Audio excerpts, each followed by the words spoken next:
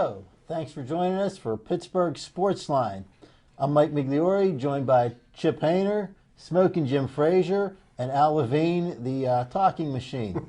We got a lot to talk about tonight. I'm sure everybody's got one particular item in mind, but we're going to start off with our opening segment, which we call What's on Your Mind. Chip, what's on your mind? Well, what I wanted to talk about this evening is a little bit about the Baseball Hall of Fame. And yesterday, Barry Larkin was selected by 86% of the sports writers to join the Hall of Fame.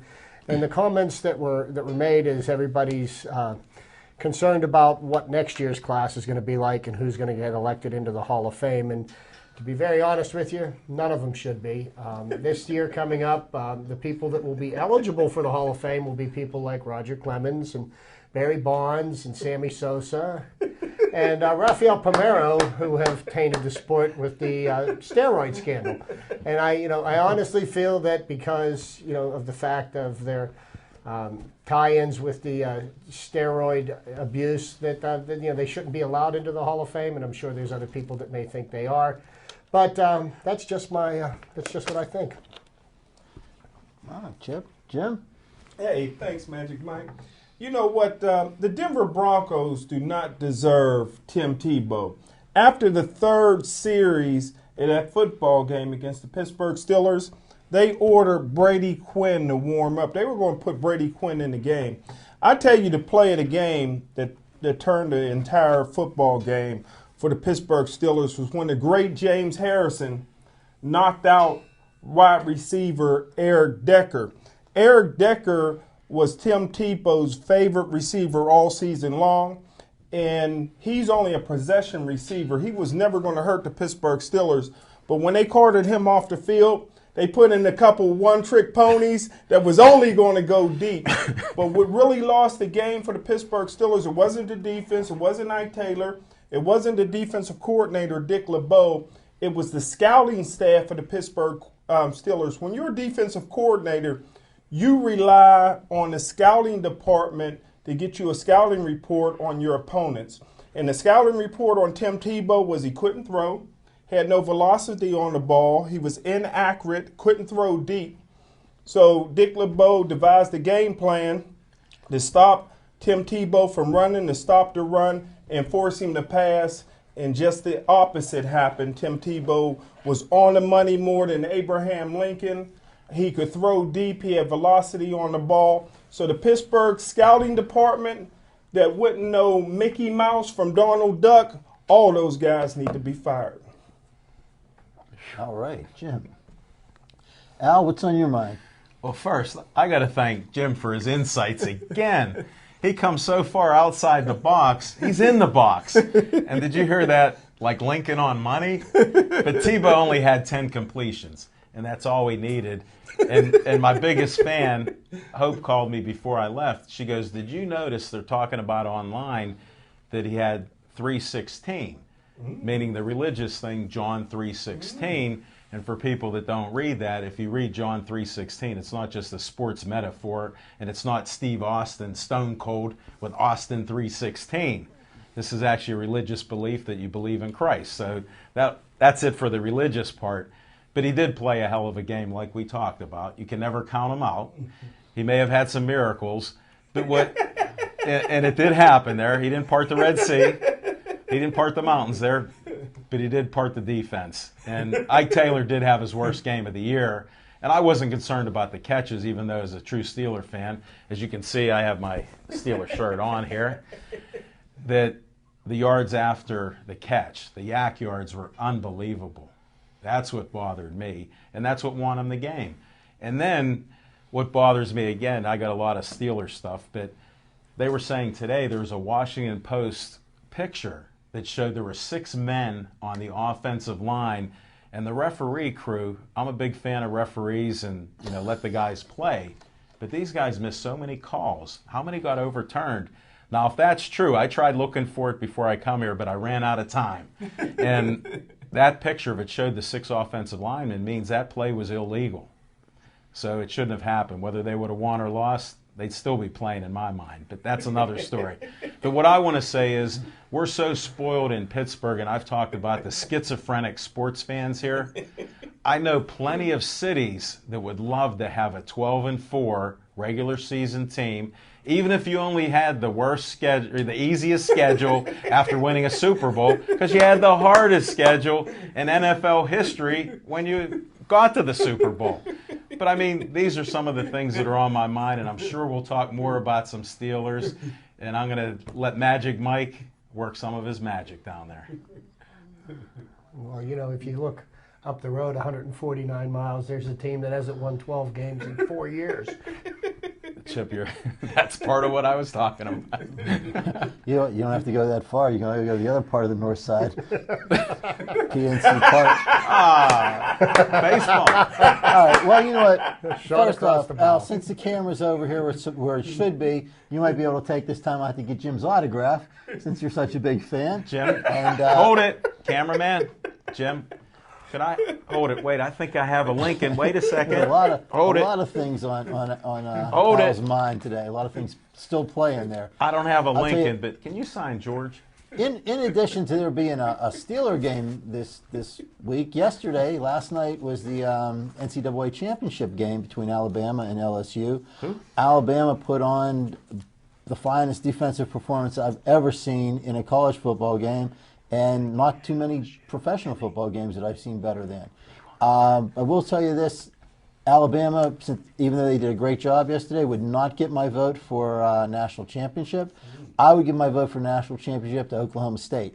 They also played a great game against another great team, Stanford. I believe one of those two teams should have been the ones to play LSU instead of Alabama. But again, Alabama put on a great show. I'm sure that they deserve the national championship nod also.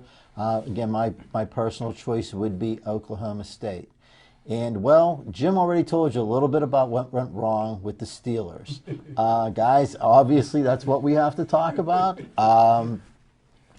I don't know, Al, you said there was a lot of bad calls. I think a lot of bad calls went either way. I think the Steelers may have benefited a little bit more than Denver did. And as Jim said, the Pittsburgh Steelers are absolutely not prepared for Tim Tebow to do what he did.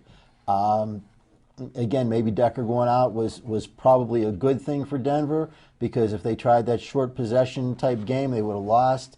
Tebow opened it up. He was accurate. His passes were exactly where they had to be. And, in addition to, I know a lot of people are putting blame on Ike Taylor, and he had a bad game and he was burnt a lot. But you have to just look at the preparation for the game. Denver prepared for the Steelers. They knew exactly what they were going to do. They used James Harrison as an extra blocker. They had no way. The Steelers were not at all prepared to for the option play. And every time they threw an option, you could see Harrison was in the way of another guy who was trying to get there. He never one time picked up on the option. Never made that tackle. Now, again, everybody knows that I'm a big Ron Cook fan, and Ron on his show yesterday made the analysis that I personally would have never said with my own mouth, but he said that if Ike Taylor had made that tackle, that Thomas wouldn't have scored a touchdown. I think that's bold analysis, Ron. Anyway, guys, Very insightful. tell me, Jim, what beyond what we've discussed already, what really went wrong with that game? Well, and like we said, there was a lot. Coach Mike Tomlin, for all the credit that everybody likes to bestow on Mike Tomlin, again, he butchered the play clock in critical situations. The Pittsburgh Steelers had a chance in regulation to get down with plenty of time on the clock to get down in field goal range, and they had no sense of urgency. They had timeouts that they was keeping in their pocket, and before you know it, bad snap by Doug Legursky and a couple sacks by Big Ben, and they were out of field goal range, and that was inexcusable. With that air, the thin air, you didn't really need to get that close, and they were very close to field goal range, and nail a field goal and win it after they fought back from being down that far. So that's just one of the many things that I think that Arians would have been fired a long time ago, but Mike Tomlin didn't hire him and can't fire him. So the two people that run the offense is number one, Ben Roethlisberger, and number two, Bruce Arians, and that has to change. I can't argue with one point you're making at all, and that I was so upset at the half, before the half ended, because they were around the 40-yard line. All they had to do is maybe throw one of those dink and dunks. They could have put Hines back in again. Instead of a 3-yard loss, he might have had a 5-yard gain, and Sweezum would have had a chance to kick that field goal. And then we're so spoiled here that we had a good season. Any team that lose the starters that we lost, whether you want to bum rap whose players they were, losing Aaron Smith, Casey Hampton at least jammed up the middle, and sometimes he pushed the center into the quarterback. So, I mean, that would happen. And Aaron Smith's been gone all year, and Brett Kiesel, look at the loss, how that meant. Passing lanes opened up for the left-hander now. Tebow was able to throw. Since he is left-handed, he goes better to that left side. There was nobody putting an arm up in there where that would have distracted him. And he's, real nervous because they told him to pull the trigger, but he has to be conservative. So, I mean, you can't do both. And we've talked about thinking. And Mike and Jim also all of you brought up about Harrison. Now, wasn't it interesting that Phil Simms kept talking about, here's the option. You can see they're going to run the option. They practice it. We watched the Steelers practice it. Well, I had a little conversation with Smokin' Jim and Chip last week about being concussed so many times when you hit somebody and give a concussion that maybe that slows down your learning process. After all, he only had a couple days to learn that there's an option quarterback. Not like in college, because he forgot about that. And he was there as a blocker every time. Well, there's something else that I'm thinking about. Earlier in the game, Harrison got flagged for bumping into Tebow. And when he got that flag, if you looked at that call, he did not, that they should have never called it because he's James Harrison. They went ahead and did that. Okay, so they went ahead and threw the flag. And, in the way he avoided the quarterback the rest of the game, is that because, they finally got him to the point where he's gun shy because, what's going to happen the next time he hits a quarterback? He's going to get ejected from the game, But one of the biggest things that I don't think anybody touched on, and I really think affected the outcome of that game, is if the first two times the Steelers had the ball, they moved the ball down the field and then stalled and had to kick field goals. And, if we were able to go down the field and put 7 points on the board with those first two drives, we've got a completely different game. And then when they have that big play that surprises everybody, we're not down by 10, 17 points or something like that. And, and I think that put us behind the 8 ball. And if Denver's proven anything this year, if you let them stay in the game, they're going to find a way, some way to come up with that big play. And Tebow was the man that did it. He did it more than once. That touchdown catch to Thomas. Oh, what was this? What was this? I forget. Roy. I can't remember what his name was. But the one touchdown catch, I couldn't believe he caught that ball. It went right through the defender's arms into his. Oh, yeah. Number 19. Royal. Yeah, Eddie Royal. That's who it was, yes. Well, obviously there were a lot of things that didn't go right for the Steelers, a lot of things went wrong. One of the things I think now that game is over, that you have to kind of take a step back and a look, is what do the Steelers need to do? Because obviously they need to do something. They're not a team that just lost that game, but they're going to come back next year. Personally, I don't think there's a single position on the team where they don't need somebody new. No, you can laugh, Jim, but it's true. What position do they not need somebody different? You might think that they're set at wide receiver. Maybe, but they're going to lose Hines Ward, whether he retires or not. They're not going to keep him. So, I don't know if he needs to be replaced or not, but I think they also have to start thinking about, is Mike Wallace going to stick around after his contract? I would guess probably not. Wallace, Antonio Brown, those are guys that another team is going to overpay. I don't know, where they fit into the salary cap or not, but I would guess the next time their contract's up, they're going to lose one of them. At quarterback, maybe, if you think Roethlisberger's, their quarterback, yeah, he is. But if he was hurt, obviously he was hurt for the San Francisco game. Looked like he was hurt a little bit yesterday. And it doesn't look like the coaching staff or the owners or whatever have enough confidence in Charlie Batch or Dennis Dixon to let them play in a game. So they might need to pick up a backup quarterback that they think is capable of playing in the game. As far as running backs, Ike Redmond did a great job yesterday. Rashard Mendenhall has never impressed me. He never really saw football he liked to hold on to for a long time.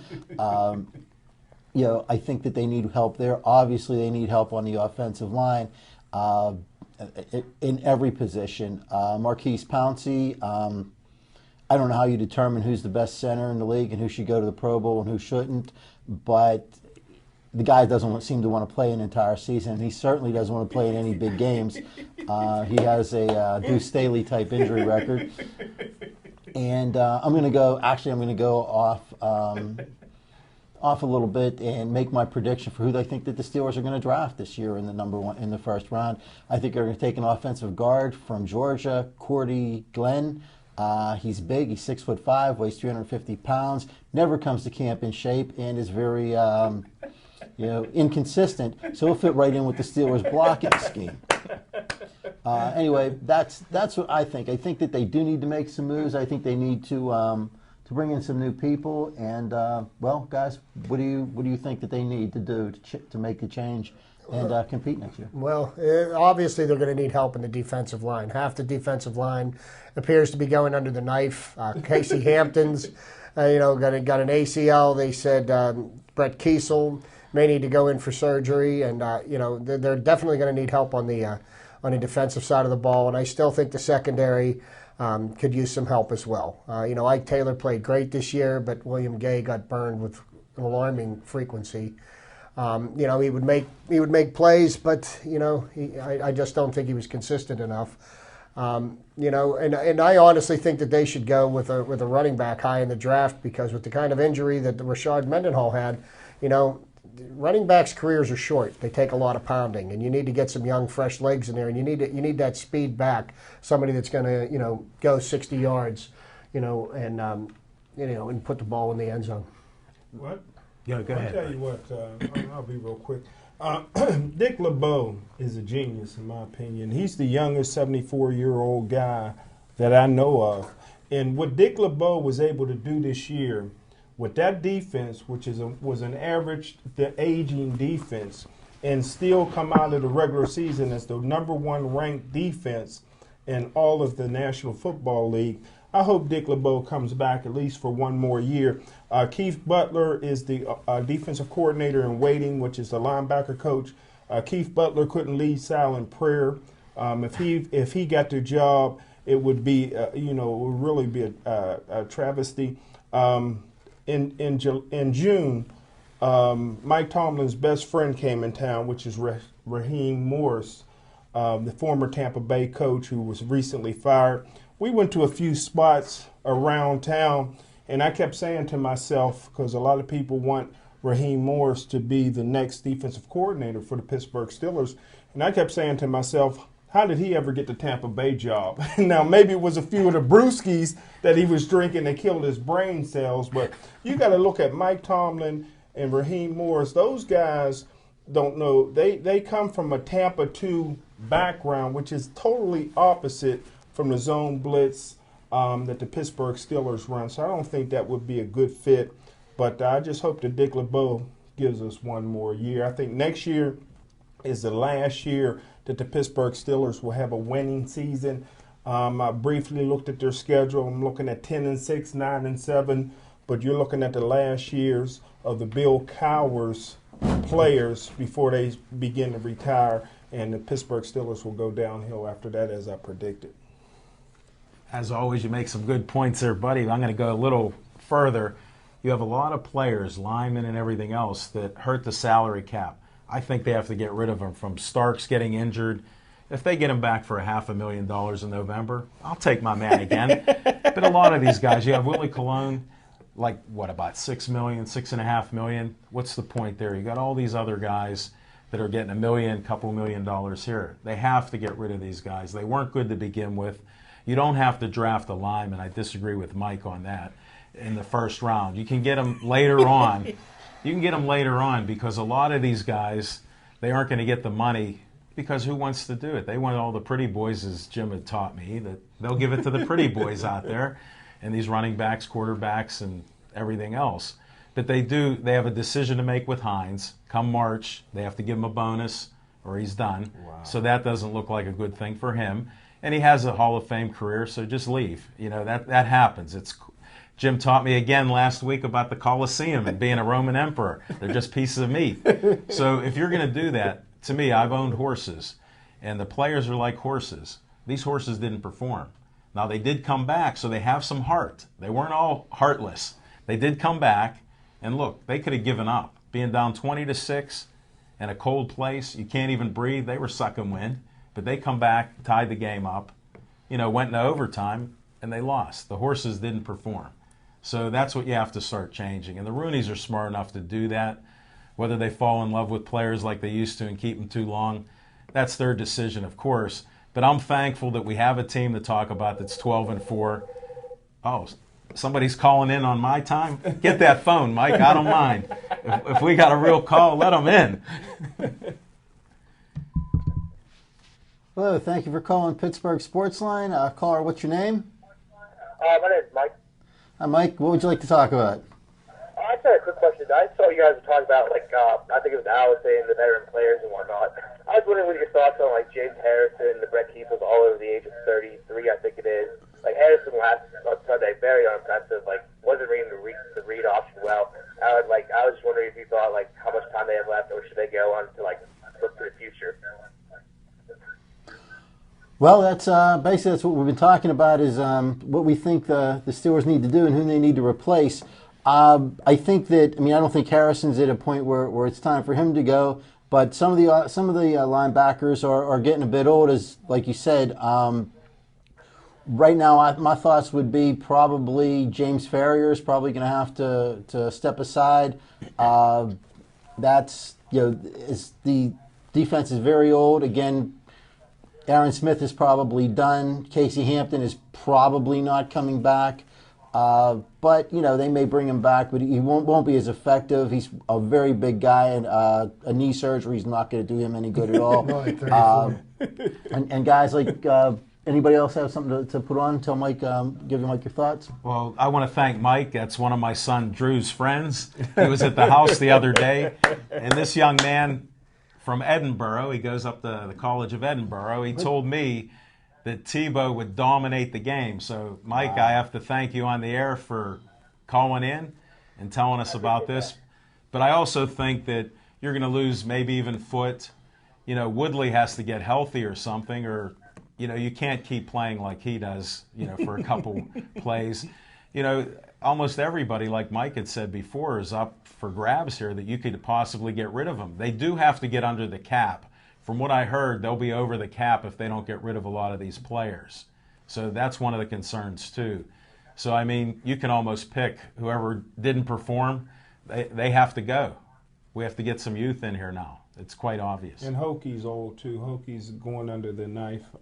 He won't be back. So we're in flux not only at the line, but especially the nose guard position as well. Well, Mike, what's your opinion on the matter? Who do you think needs to be replaced? Oh, well, this whole year I thought Harrison's just been unimpressive. Every time I watch him, he's just a pass rushing guy. He really doesn't read plays well. There's never been once, except for Super Bowl 40, where Jerry Harrison made a nice defensive play. I haven't been real impressed with him. I feel like Harrison's of a few guys, him and Kiesel, who are older, could stay because they're still run defenders, come in and sub for them a little bit. We're still going to need to bring in some sort of youth. You just can't have these guys stay around forever. They still can't handle it. All right. Well, thanks for calling in, and keep watching. All right. Thanks.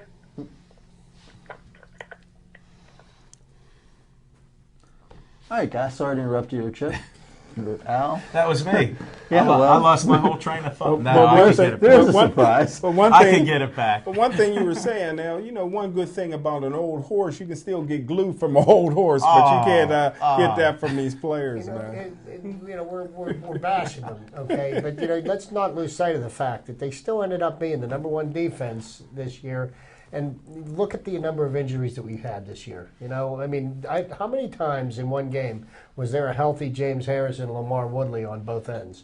In the early part of the season, Harrison did the back surgery thing. He broke the eye orbit.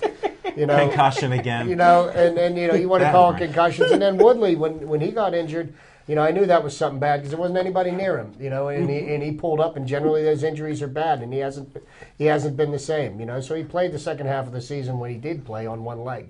The changes do need to be made, but I don't think we need to have a fire sale at this point. and like you said too, when the ACL, Mendenhall going down with the ACL, not really getting hit. We had a couple players on Sunday go down with the ACL. Let me ask you this, Chip: do you see any difference next year? Because a lot of times when guys get over 30, over 35, it not only do you get injured, but it takes you a longer time to heal from injury. So absolutely. Do you see maybe the same thing happening next year, maybe with a worse record? Maybe not so much because you looked at the number of injuries that we had this year, and even across the NFL, and how much of that was a product of the holdout. Because these players weren't able to be in with the trainers. And be working out with the team in a structured workout environment. It wasn't until the end of July, from March 1 until the end of July, what were they doing? They were working out. Some players were working out on their own, but there was no supervision, no structure. And I think that really affected a lot of teams, not just the Steelers, in the way they, look at the tremendous number of injuries that were just across the board this year in the NFL, and especially with star players. And with the coaching staff, the Steelers got some great leadership there because minutes after the loss, Pouncey and Gilbert was tweeting about some no-name rapper from Florida. Right. We talked about this before, from Mendenhall doing his tweets and, about all this other nonsense. There should be some rule or some team rule that you stop that. And like Pouncey disappearing in the postseason each time and then saying how he's rich and everything else and he's a Steeler, that's not going to endear him too much when you can't play. We do like you to get out and play. And like I've said before, a 12-4 record, we'll all take that. Our problem is we have so much higher expectations. I did think they could go further. They were a play or two away. And I'm not blaming the referees. But to me, a referee, when he calls a good game, you don't even know that he's on the field. And that's what made the difference for both teams. I mean, there were calls that they missed. I think a face mask or two that, should have been called against the Steelers. That would have ended the game, because we would have been down by so much. Think about it. Just another face mask call would have ended that with another that backward touchdown. lateral pass Exactly. to Wallace. Well, how could you should not have went to Denver say that was a fumble? I mean, it was so obvious. And how many officials do you have on the field nowadays? And they replayed it, didn't they? Didn't they Yeah. have the replay on that? Right. So they've got video footage to prove that that it was beyond a doubt it was a fumble. And, Right. And they still got it wrong. So to me, I'd rather put the season behind us. I'm a Steeler fan, as I got my Steeler shirt on here, and I'm thankful we had that great season. And we know there's going to be some changes because there has to be. And does age affect some of these players in this day and age? Of course. You can't play at the same level when you were 23 as you do at 33, 35. You just take a beating. I mean, look at Ferrier. He's been a wonder to be able to play like he has and get close to 100 tackles each year. But eventually at 35, 36, that might be it. So, I mean, there are going to be those type of changes. And can some of the players that got hurt rehab and be able to play? Sure. If not for us, for other teams. So. And when Tebow ran over Foot in the end zone and scored a touchdown, I think it's time for Foot to go back to Detroit as well. Well, yeah. Well, I know there's been a lot of criticism of Tebow. He played an outstanding game on Sunday. I mean, I can't think of anything really that he did wrong. Had a bad first quarter. Who knows what happened in the second quarter, but everything changed for him. And then I think that their game plan kind of disappeared a little bit in the third quarter. They were basically, I guess in the second half, they sort of backed off a little bit, which is always a mistake in any professional game. But overall, his stats were way different than anything anybody expected from him. But I think, again, it was a good game plan. Their head coach, Fox, put together a good game plan. He obviously knew what he was facing in the Steelers, and he planned specifically, to beat that. And yeah, they did have a lot of injuries this year, but they, as Jim has said many times, they had a very easy schedule this year, and a lot of that will account for the record. There were a lot of games that they should have won, or that looked like they should have won, that they had a rough time with. If Kansas City had a good quarterback, they lose that game. Cleveland, they had a rough time with Cleveland both games. In Cincinnati, same thing. Won a game. So the first game with Cincinnati, they had a rough time with them. It's again, they're all professional teams, of course, and they all should be able to play. But some of those teams that they had a rough time with really weren't all that good. As far as the Steelers are gone now. What we've got left, Denver's going to play New England. I think that's going to be a little bit rougher rougher time than they had this weekend. I think a very good game will be the Houston-Baltimore game, and I'm not so sure that Houston can't go in there and beat them. The one thing that Tebow, makes up for his lack of talent in certain areas, he makes up for with heart. And I'll tell you what, that kid plays with a tremendous amount of desire, and I mean, I'll tell you what, he just doesn't give up. And, I think the game that's going to be a little more interesting than people give it credit for this weekend is going to be the Giants going up against the Packers. And, I think that the Giants have the type of a defense with their defensive line that they can, put enough pressure on Aaron Rodgers. And I don't care who the quarterback is. If he gets hit enough times early, you knock him off of his game. And I think the Giants could make a little bit more of a run of it with the against the Packers this week. And, I'm looking for an upset there. And everybody knows that watches this show and on this panel knows that I believe that not only is Ray Lewis the greatest football player in the history of the game, he may be the greatest player in all of sports. And I think that Ray Lewis will take the heart of Adrian Foster from the Houston Texans. And I think that Baltimore Ravens not only going to beat Houston, but I think it's going to be an easy game that they move into the championship picture. Well, I'll make it real simple. It'll be Baltimore and the Packers. I'm going out on a limb again. They'll be there for the championship, and the Packers win it back-to-back. And they'll face some adversity, but it seems like they're able to play a little different than the Steelers. Like I've said before, my theory is we play to the level of the competition. It doesn't matter whether it's a great team, a bad team. We're fans. We watch this. That's how simple it seems to me. There's a lot more complex things. But you have certain guys like Aaron Rodgers. He had to wait his turn, and he's come out and he's performed. And I think he'll do it again with the help of his other teammates, as long as he has that offensive line protecting him a little bit. Like Chip and all of us have said, you start pounding on a quarterback, they all get a little antsy. Even look at Brady. I like Brady, but he can be rattled. Yeah, they all can be rattled when you get their number, whatever. And the Giants, it's true, they are playing. It seems like they're coming together at the right time. Eli Manning would be having a super year if it weren't for these other quarterbacks having even better years. I mean, he's actually done a pretty good job there with the Giants, except for a couple mistakes over the time. And the running game seems to be coming back, which helps. Yeah, that 9-7 record don't help. But I agree with Chip that if the Giants look at the blueprint on how to beat Green Bay, which the Kansas City Chiefs did, and the Giants are a team that can put a pass rush together with just 4 guys, and that's huge because if you can get to the quarterback with just your interior line, now you got 7 guys that can defend the pass, and any tip ball, any overthrow, you got guys back there that's able to pick it off of. So I agree with Chip that the Giants are really in position right now. If Eli Manning plays to the level that you think he can now, they really have a good shot, especially if the weather is okay in Lambeau Field. Well, I'll take Go ahead. From week 14 on, the Giants have the best head coach in the history of the game. Okay? Conklin will flirt with losing his job all year long, Yes, but when it comes time to win to save his job, that's what he does, and he does it every year. And he finds his way into the playoffs this year, and had a outstanding game against Atlanta. I never saw a team end up with 2 points in a playoff game as their score. I think that might be a first in history. And Conklin is a good coach, and he certainly picks the right time to show it. The game that none of us have talked about yet, I think, will be the best game of the playoffs. And personally, I think will be the Super Bowl. Whoever wins between the New Orleans Saints and San Francisco 49ers will win the Super Bowl. I believe it'll be the New Orleans Saints.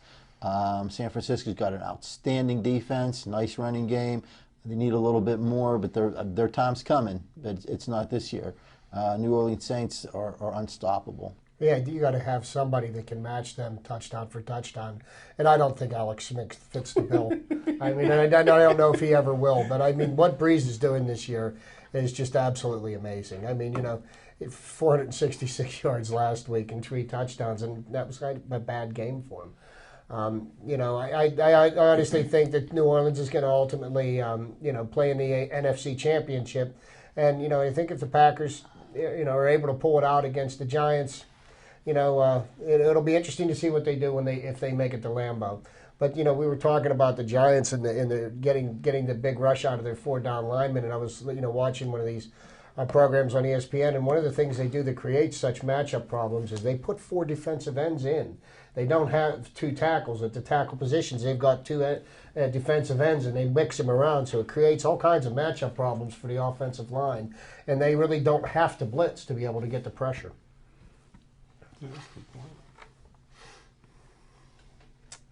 Well, so anyway, that's my prediction. New Orleans Saints. Chip? What? I'm going to pick my upset special as the Giants. I think they're going to surprise everybody this weekend. To win the Super Bowl? No, not to win the Super Bowl. I'm just talking this week because, I picked the Saints and the Steelers to go to the Super Bowl, and, I lost my horse this past week. One of them's not going to make it. Yeah, newsflash, huh? Well, you know me, Magic Mike. I believe that strong defense and outstanding running game wins championships, and it doesn't hurt when you got a great coach like Jim Harbaugh. So I think the Super Bowl will be hardball Super Bowls with Jim Harbaugh going against his brother John, and the difference in the game is going to be not only the greatest player of all time, the greatest leader of all time. Ray Lewis gets his 2nd Super Bowl ring. Is he running for president this year? Because obviously he should. Jim, is this not a paid announcement? It's going to be Obama's vice president. Oh, okay. Well, now the truth is out. You weren't Secretary of Defense. Whoa, Chip, that was brilliant. Well, I'm not going to waver on what I said previously. You do bring up a good point as far as the defense and strong running game, where we talked. Chip said earlier that going into Lambeau might be a problem for a team like New Orleans. It's also a problem for a team like Green Bay. Yeah. But the team that's definitely built to play in bad weather is the San Francisco 49ers. Mm-hmm. Yes, even though they do play in San Francisco, they're a strong defense and a great running game, and that's the kind of game that wins in an icy field, a snowy field where you can't throw, heavy winds, whatever. They're a team that's designed to play at Lambeau Field. That's a good point. Well, I got to stay with Green Bay, winning it all still. Okay. I'm not changing. And it might be a nice game with New Orleans coming up there. But again, they're going to play in that weather. And even if San Francisco comes up there, sure, they're built like the old Steelers, and I respect that with what they've done this year. It's quite the turnaround. But when the temperature is a lot colder, the statistics will bear out. These teams that come from the domes, I think Jim even knows some of this in his research. When you come from the warm weather in the domes, it does cause some problems for you, even if you have better athletes. for some unknown reason, it does make a difference. So not every stadium is the same, like Jim had mentioned before, and there's a reason for it. That's the hometown advantage. Well, we've been beating up football pretty good here, and I want to move over towards a subject that Mike finds very dear, and that's the Pittsburgh Penguins. We were talking about the number of injuries that the Steelers had and everything. If you look at the injury report lately for the Penguins, it's shocking. They're leading the league, It's actually shocking. Stahl's out 4 to 6. James Neal's out 4 to 6 No. weeks. Let me give you a news flash. Okay. It's a bad bone bruise. They misread the x-rays. Okay. He's playing tonight. He's playing as we speak. Really? Well, I shouldn't have said that. But he actually did an interview where he was quoted as saying, it's harder to walk than it is to skate because the skates are much tighter and I'm able to skate better than I can walk. They misread the x-rays. Well, the Penguins have, they've faltered a little bit, and for a while I was considering them the odds-on favorite to win the Stanley Cup, and I'm not saying they're out of the question picture right now, but they've got an interesting road to hoe with as many injuries as they've got. What do you think about that, Mike?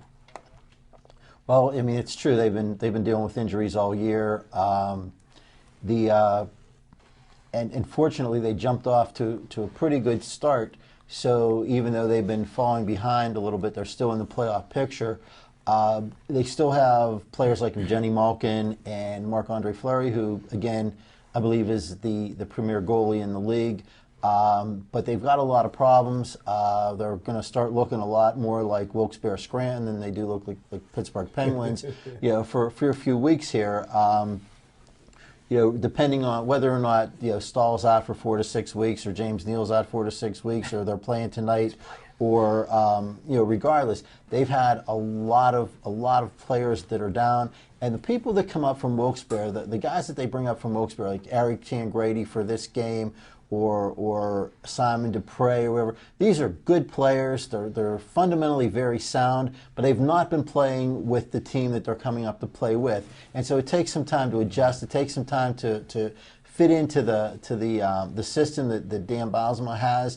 The Penguins have, in addition to the injury problems, they have some other problems going on too. Penguins are not nearly as physical as they were in previous years. I think probably a big part of that is because of the new rules, and a lot of them are afraid to go out there and hit somebody or get suspended, get fined. Matt Cook is probably one hit away from his career being over because the league would love to just throw him out altogether. So it seems like they're holding back just a little bit. And the other thing, the system that Ballsman put in place it's a very good system, and it worked for them for a long time. But it's pretty much designed to beat the trap, and a lot of players are not trapping them anymore. That system, it seems like a lot of teams have picked up on that, and they know where to go to stop the puck. So they need to change things up a little bit. And everybody knows I never ever badmouth the Penguins, but somebody needs to make a decision about Sidney Crosby. If he is going to play, that's great. If he's not going to play, then somebody needs to make a decision, because that's $8 million off of your payroll or off of your salary cap, that if they make a decision he's not going to play this year, they can pick up another player or two for that kind of money and still be under the cap. That was going to be one of my questions. Is what about Sidney Crosby, and should the Penguins be preparing for life after Sidney? Because, as much as we all would hate to say that, at his age, that maybe his career is over, but we haven't heard anything, and the injury that he has, have we seen the last of Sidney Crosby? Well, my opinion is, like I was stressing last week, he'll be back sometime in March or around that time, because I feel that he's getting the best medical care and coverage, and they're researching everything they could possibly do, because this kid received such a severe injury that he didn't know the extent of it because of the shape he was in.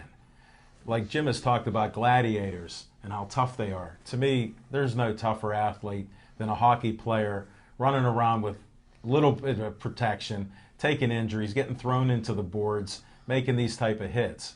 So I feel that he's going to give it a shot. That's what he's trying. It's breaking his heart. Think how all of us would be You're playing a sport that you love, and you're in the greatest shape of your life, but you have a problem here, and it could cost you your life. So sometimes you have to make these decisions. And I feel that they're going to do what's best for him because, like we've all said, that the Penguins are a class organization. They are a smart organization. And the other key thing, they're a winning organization. So they're going to do what they can. They have an investment, but this is a personal thing that they do want to make this kid as right as he can be to play. And I feel that they're giving him the best shot that they can. It will take some time. A lot of these injuries do. And he could be done. And we hate to speak about it, but we already have, so that's what could happen. And again, with all the injuries that they have, when you're leading the league in injuries, I don't care what system you have, my own personal opinion, it's hard to overcome that because you've lost so much of the system, the chemistry, and everything else, and that's what a team's about, that chemistry. And we have one of the best goaltenders, but he can only, stop the puck so many times. And the defense, they haven't played enough together with each other.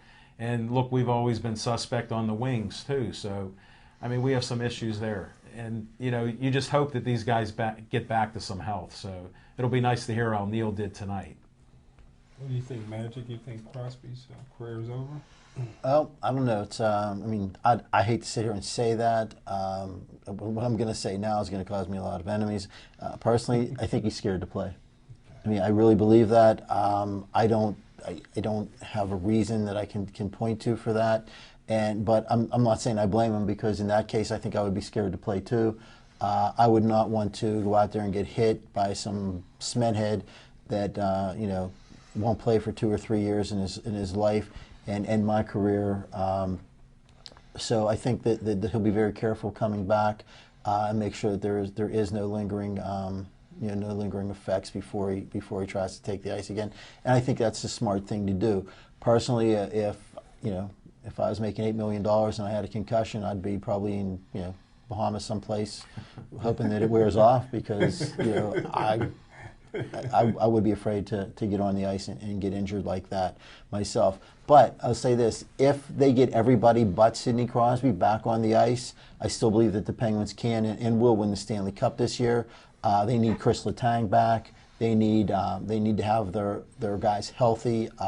In addition, a major loss would be Craig Adams. If he's not able to play, that's a big loss for the Penguins.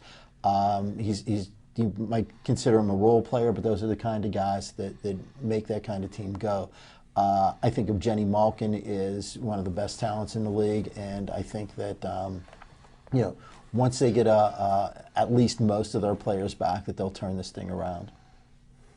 One thing I will say, though, is there's never been a Penguins coach to last more than 3 years, and Balsman's getting close. But some of it's not his fault. No, I'm not saying it's his fault. I'm saying he's getting close to 3 years. Right. I'm not saying that. I'm not saying fire him. It is his fault. I'm just saying that there's never been a Penguins coach that's been coached for more than 3 years. I think he gets the most out of the team that he has, And, the team is still one of the upper echelon teams in the league, and that's minus all its stars. I think the job that Bilesman does is just, without question, it's one of the best that can be done. Well, that's a coaching performance that you talk about, like the analogy with football with the Harbaughs. They take something and make it into something good, and that's what we've had here. And we're a little bit spoiled, but yet we realize that we do have some talent because Shiro's been a great general manager, getting these players from all over through the draft, even some trades. So we do have these guys that can come up from Wilkes-Barre, and the system is very similar from what I've heard. And Letang was actually on the ice today, I think, and even yesterday, so he's skating. Whether he can come back from that concussion, we still have to wait to see on it. And the other thing with Matt Cook, the way they're treating him, and that is terrible, but here's a guy who does still add a little bit of tenacity and grit, as they call it in hockey, where he is piling into people as best he can within the rules, and that does take away some of our toughness because we've seen that in our football, we see it in the Penguins, that does scare a little bit of these guys. They get the short arm, or all of a sudden they don't reach out for that puck with their stick. I don't know what you call it there, Mike, Chip, when they pull the stick back a little bit, but they aren't really striding out because they know they're going to get hit, and it's right in the middle of the ice. You see that a lot of times when they come over the middle. It's just when you get near the boards now, we're getting a lot of these guys coming down on the boards, and it seems they head that way because they know we can't hit them like we used to. And one thing too is we go into the last 10 minutes of the show, we'd be a little remiss if we didn't speak a little bit about the Pitt Panthers football team, who went a whole half without gaining a first down against SMU, not LSU, not Alabama, but SMU's defense. So Pitt football team's in a lot of trouble. Yeah, that was the final chapter of the Todd Graham era, and it was abysmal. And I feel sorry for the kids that were playing on the team and the seniors that have to end their senior year on that note. And that kind of makes me optimistic for the future, because there can be nowhere from where they're at now but up.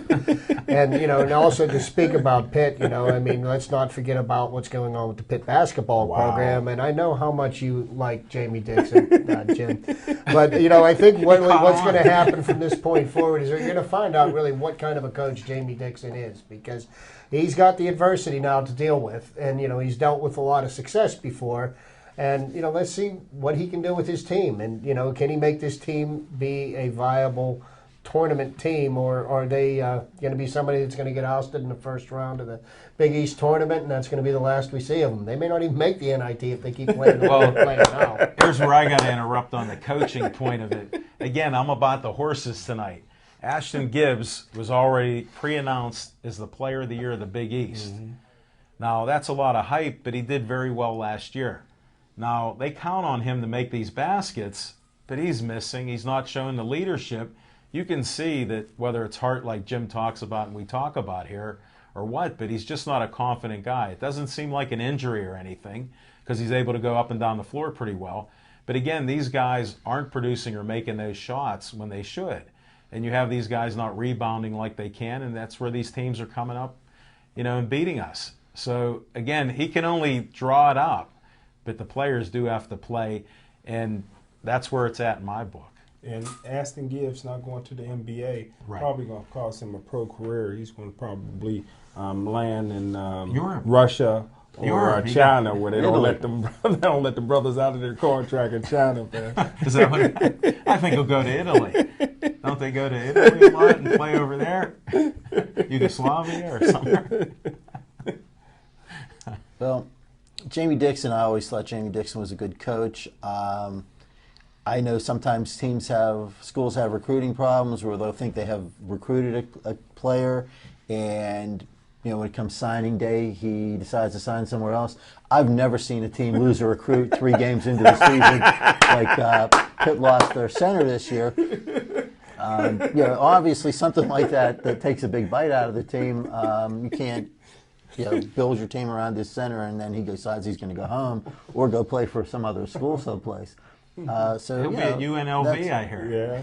Yeah. Well, that's and great. that speaks to what caused him to leave. What is it that we don't know that made him want to leave? So I think those problems are all coming to the surface right now, and I'm going to be interested to see how this season plays out for them. Winning heals all of those problems. Winning is one of the greatest healing balms that you'll ever see. When you win, all of a sudden Ashton Gibbs, he can go to the pros. Will he make it? I don't think so. But if he hits 4 or 5 of those threes instead of missing them and then not shooting them when they need them and then missing foul shots, where you're shooting over 80%, those are the things. And that Ken Birch, when he quit, because guess what? You're an All-American, McDonald's All-American or whatever they called him, and you're only playing 4 to 6 minutes and your mama says you should go home. That's what happened. I mean, he didn't have the heart to say, I'll stick with it. And that, again, that keeps going back to some of these players have to play. Whether the coach can inspire them, I don't know. A lot of these coaches do. And it's up to Jamie Dixon. I still have faith that he can inspire some. Well, at least his mama said he should go home. Wasn't like LeBron James' mama get on the court, start fighting. But I tell you what, I'm like Magic Mike. I'm not a big fan of the SEC. The SEC, I don't like the BCS when LSU a few years back had 2 losses and was able to play and win the national championship. That should never happen. Even though I'm an Alabama man, I think Alabama's the best team in the country. They proved it last night. They never should have been able, with 1 loss, and the team that they got beat by, they got a rematch. They never should have gotten that rematch. I don't care what kind of computer, like Magic Mike said, Oklahoma State or somebody like that, maybe Stanford, should have been allowed to get in there. Although if Stanford would have played LSU, I think Luck would have been the 3rd round pick instead of the 1st pick overall. The problem I had with Alabama making it to the championship game is they didn't even win their conference. Right. They weren't even able to play for their conference championship. That's true. But now they're announcing that they're going to redo the BCS system, and they seem to think they're going to have this this tournament where there's going to be maybe a 14. And they're teasing us all because the BCS needs to be changed. That's just all there is to it. And I think they're going to do a halfway measure that's not going to produce the results. Well, I'll tell you what, BCS is going to come into a big change here shortly. They're going to eliminate a conference. The Big East has no chance of being a BCS SMU conference. going to the Big East. Right. Well, there you go. They'll be there. That's why Pitt's leaving. They don't want to play them They'll be again. the chance. Let me tell you something. As far as what you said, you're absolutely right. Winning is always the best solution. But the University of Pittsburgh and Jamie Dixon, they're going to have to look for the second best solution. They're not going to be doing any winning this year. No. No, and the only thing the Big East didn't do this year was sign Hawaii, because that would have really tightened up the conference and lowered the travel time. Sure. It lowers their expenses and everything else. But they did say that they're even talking about some of these conference champions were bogus. There were some things that they were talking about, how the BCS, which we've talked about, it's about the money. So they do have to make it more equitable for the schools that have the good teams. And hopefully cooler heads will prevail and they'll do the right thing. Maybe have a 4-team playoff with the best 4 teams. That's an idea, because the 5th team will always complain. But 4 teams might be able to do it. You might play an extra game. The whole college bowl system where 6 wins get you into a postseason game. Mediocrity isn't something that teams should strive for. I mean, you should be rewarded for success, and that's what I honestly believe they should do with the entire college football system. And until they do something like that, it's just a joke. That's right, Chip. And let me tell you, as far as the Big East goes, they have Connecticut, they've got SMU, and now they've got San Diego State. So they've got the Near East, the Middle East, and the Far East. Wow. And I'll let Magic Mike close it out. But I tell you who got it right. The Oakland Raiders got it right by firing their coach, Hugh Jackson. Anybody that don't play Terrell Pryor needs to be fired, Magic. Absolutely right. Another paid advertisement. It was a good show. Thanks to Chip, Jim, Al, myself. Have a good week, and we'll see you next Tuesday.